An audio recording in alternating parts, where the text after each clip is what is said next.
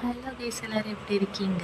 ஆக்சுவலாக போன வீடியோவில் வந்து பசங்களுக்கு கண்டிப்பாக நிறைய விஷயங்கள்லாம் கொடுக்காதீங்க அப்படின்னு வீடியோவில் போட்டிருந்தேன். ஸோ என்னெல்லாம் கொடுக்காதீங்கன்னு பார்த்தீங்கன்னா, கண்டிப்பாக இந்த கலர்டு ஐட்டம்ஸ்ன்னு சொல்லுவாங்கள்ல, ஆர்டிஃபிஷியல் கலர் மிக்ஸ் பண்ணது, டீப்பாக ஆயிலில் ஃப்ரை பண்ணது, அப்புறம் வெளிச்சாப்பாடே தயவு செய்து நீங்கள் வாங்கியே கொடுக்காதீங்க. என்ன கேட்டால் வந்து இந்த வீக்லி ஒன்ஸ் நான் வாங்கி கொடுக்குறேன், இல்லை இந்த மந்த்லி ஒன்ஸ் அவங்களுக்கு, அதெல்லாம் வேண்டவே வேண்டாம். நீங்கள் எப்பயுமே வாங்கி கொடுக்காதீங்கன்னு தான் என்னோட கருத்து.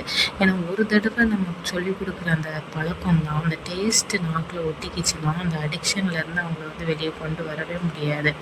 யாராவது சாக்லேட் கொடுத்தா கூட அதை வேண்டாம்னு நீங்கள் சொல்கிறதுக்கு வந்து கற்றுக் கொடுங்க.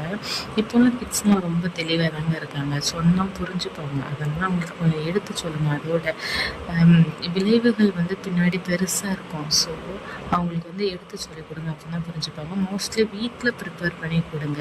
அதுக்கு முதல்ல நம்ம மைண்ட் செட் வந்து கரெக்டாக இருக்கும். நம்ம வெளியே சாப்பிட்றத வந்து கண்ட்ரோல் பண்ணால் தான் முடியும். நெக்ஸ்ட் வீடியோவில் பார்க்கலாம். பாய்.